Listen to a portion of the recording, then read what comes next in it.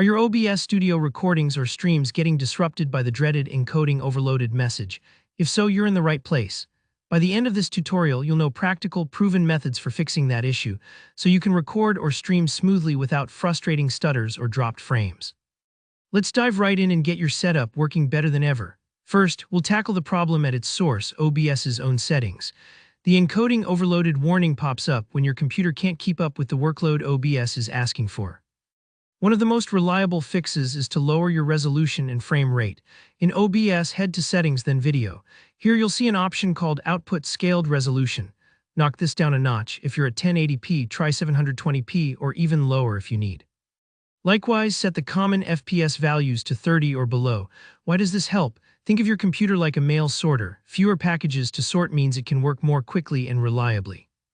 High resolutions and frame rates create more packages for your CPU or GPU, so dialing these down can make a surprisingly big difference. Plus, most viewers watching on mobile or laptops won't notice the change in frame rate, but they will notice smoother performance. Next, let's look at which encoder you're using. Go to Settings again, but this time into Output, and make sure it's set to Advanced Mode. Under either the Recording or Streaming tab, you'll see the encoder listed. By default, it's often X264, which relies heavily on your CPU. If you have a dedicated graphics card, switch to hardware encoders like NVENC for NVIDIA cards or AMD's equivalent. Hardware encoders handle video processing more efficiently, so your stream or recording won't choke as easily. If your CPU isn't especially powerful, avoiding X264 is usually a smart move. Now, don't overlook your encoder's preset settings. Still in the Output section, you'll find a setting called Encoder Preset. Choose a faster option like Quality instead of Max Quality.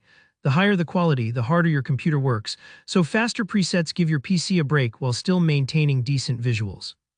Think of this like choosing between sprinting and jogging.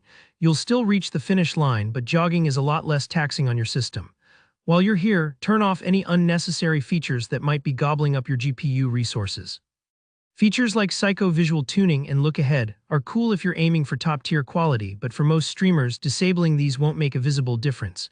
Plus, you'll free up valuable processing power. If you're not sure where to find these, they're right in the Output settings. Alright, that covers the OBS side.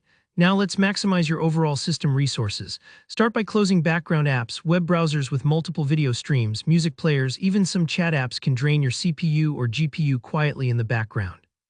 Clearing these out is like cleaning up your workspace so OBS can do its job without distractions. Next up, run OBS as an administrator. Just click the OBS Studio shortcut and select Run as Administrator. This simply lets OBS tap into more system resources, which can help with persistent encoding issues, especially if you're running demanding games or using multiple monitors.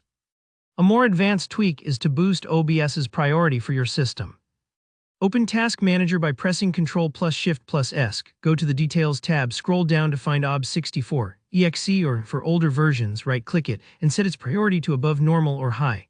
This tells Windows to pay special attention to OBS and keep its processes running smoothly. Finally, if you're on Windows, make sure to enable Game Mode. Just go to your Windows settings, click on Gaming, and toggle on Game Mode.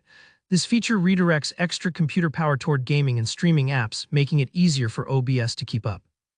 And there you have it, a clear set of fixes to stop OBS Studio from getting bogged down by encoding overload. Remember, sometimes you'll need to experiment with these adjustments, and don't worry if you don't get it perfect on the first try. If you found this tutorial helpful, hit the like button, drop any questions or your own tips in the comments, and don't forget to subscribe for more practical tutorials just like this. Happy streaming, and I'll see you in the next video.